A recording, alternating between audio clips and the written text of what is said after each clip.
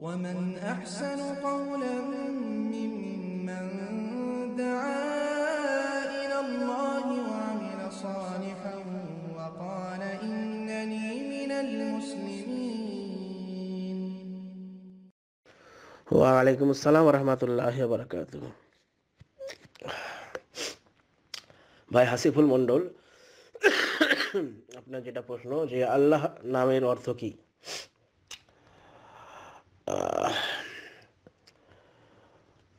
আল্লাহ রসুল সাল্লাল্লাহু আলাইহি সাল্লাম বলে দিয়েছেন যে আল্লাহ সুবহানাহু ওয়া তাআলার 1 অর্থাৎ 99টি নাম রয়েছে। সেই 99টি নাম আসলে তার বিভিন্ন গুণাবলী। যেমন আমরা যদি দেখি, আল গফুর তিনি ক্ষমাশীল, আর রাজ্জাক তিনি রুজিদাতা, আল ওয়াহাব তিনি মহান দাতা। তো অনুরূপ প্রত্যেকটা নামের অর্থ রয়েছে, কিন্তু আর এই সমস্ত অর্থ আবার অন্যান্য ভাষায় করা হয়েছে। অন্যান্য ভাষায় তাদের ভাষায় আসে, নিজেদের ভাষায়।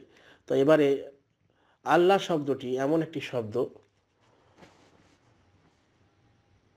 যে শব্দর জোড়া পাওয়া যায় না, যার জন্য আল্লাহ সুবহানাহু ওয়া তাআলা তার নিজের নাম রেখেছে আল্লাহ। আর তিনি আদল রেখেছেন মানুষের ভিতরে বিভিন্ন জীবজন্তুর ভিতরে তিনি এর সাদৃশ্য রেখেছেন, নিচের চিহ্ন বিদ্যমান রেখেছে। যদি দেখেন শিশুদের বা প্রত্যেক ব্যক্তির কানে, যদি আপনি বাম কানে দেখেন, যখন সে ডান দিকে ফিরে শুয়ে থাকবে, বাম কানে দেখেন, তার কানের ডিজাইনটা দেখেন, আল্লাহ লেখা রয়েছে। বিশেষ করে শিশুদের কানটা দেখবেন স্পষ্ট হয়ে উঠবে।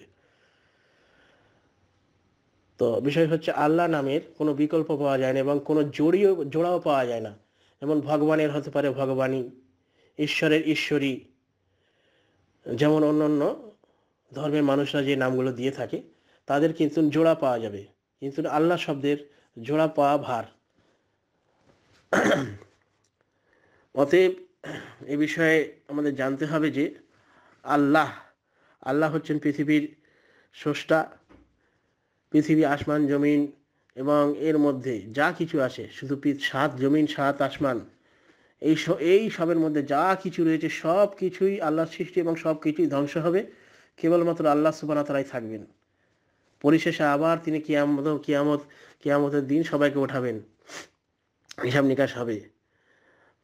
আল্লাহ সুবহানাহু ওয়া তাআলা কিয়ামতের পরেও 50,000 বছর একা থাকবেন। তো আল্লাহ সুবহানাহু ওয়া তাআলা যে আল্লাহ, এই শব্দের বিকল্প পাওয়া যায় না। এই শব্দের অর্থ যদি খুঁজতে তালাশ করতে যাওয়া হয় তাহলেও পাওয়া যাবে না, যেহেতু এটা একটি এমন শব্দ, একটি মহব্বতের শব্দ।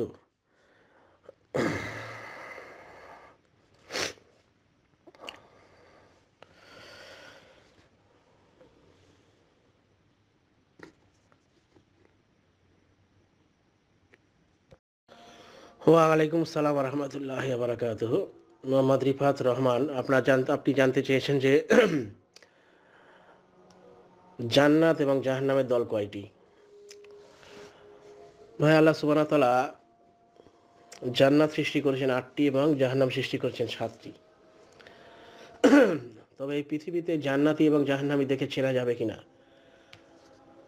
অতীতে চেনা যেত ভাই, কিন্তু বর্তমানে আপনার চেনা খুবই মুশকিল। কারণ বর্তমানে আপনি যাদেরকে দেখছেন, লম্বা পোশাক, লম্বা দাড়ি, সুন্দর টুপি, সুন্দর সাজগোজ করে নামাজ আদায় করছে,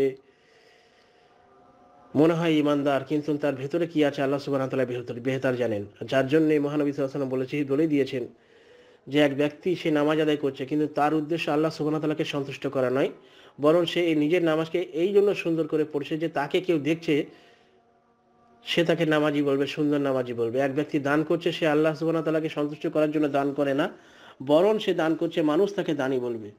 যেমন সহিহ মুসলিম হাদিস 1995 রয়েছে যে কাল কিয়ামতের দিনে একজন শহীদ, একজন আলেম, একজন দানি, একজন দাতা, এদেরকে জাহান্নামে যেতে হবে লৌকিকতা প্রদর্শন করার জন্য। অতএব এই পৃথিবীতে কাউকে দেখে চেনা যাবে না, বলা যাবে না যে এই ব্যক্তি জান্নাতি, ওই ব্যক্তি জাহান্নামী।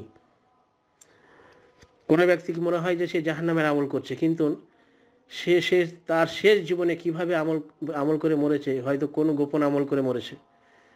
যেমন তাকদিরের যে হাদিসগুলো, এ থেকে অবশ্যই আল্লাহ সুবহানাহু ওয়া তাআলার কাছে পানা চাইতে হবে যে যেন মৃত্যু আল্লাহ সুবহানাহু ওয়া তাআলা ঈমানের সঙ্গে করেন।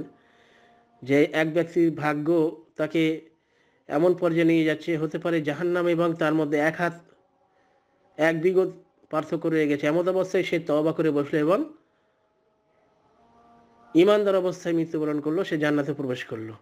অনুরূপ আর এক ব্যক্তি আমল করতে করতে, ভালো আমল করতে করতে তার এবং জান্নাতের মাঝে এক হাত বা এক বিগত পরিমাণ দূরত্ব রয়েছে, এমত অবস্থায় সে ঈমান হারিয়ে ফেলল কোনো একটি কারণে এবং সে বেঈমান অবস্থায় মারা গেল, মৃত্যুবরণ করলো, সে জাহান্নামে প্রবেশ করলো। অতএব কোনো ব্যক্তিকে দেখে বলা যাবে না যে এই ব্যক্তি জান্নাতে প্রবেশ করবে, তার হয়তো কোনো গোপন খারাপ আমল থাকতে পারে। কোনো ব্যক্তিকে বলা যাবে না যে এই ব্যক্তি জাহান্নামে প্রবেশ করবে, হতে পারে সে কোনো একটা এমন আমল করেছে যার জন্য আল্লাহ সুবহানাহু ওয়া তাআলা তার উপরে সন্তুষ্ট হয়ে গিয়েছেন।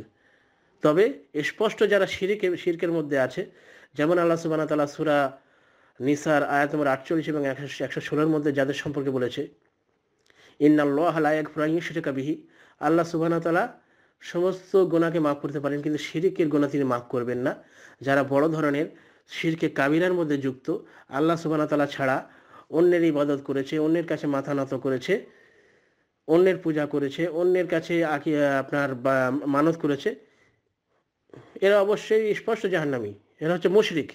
কিন্তু তারপরে মুশরিক যারা নয়, তাদের ক্ষেত্রে বলা যেতে পারে যারা আল্লাহ সুবহানাহু ওয়া তাআলার নৈকট্য লাভের এবং যারা অহংকারকে ঝেড়ে ফেলে রিয়াকারি না করে আল্লাহ সুবহানাহু ওয়া তাআলার সন্তুষ্টির জন্য আমল করে মারা যাবে, তারা জান্নাতি। আর যারা রিয়াকারি অবস্থায় মারা যাবে, লোক দেখানি আমল করা অবস্থায় মারা যাবে এবং কুফরি করা অবস্থায় মারা যাবে, তারা জাহান্নামী।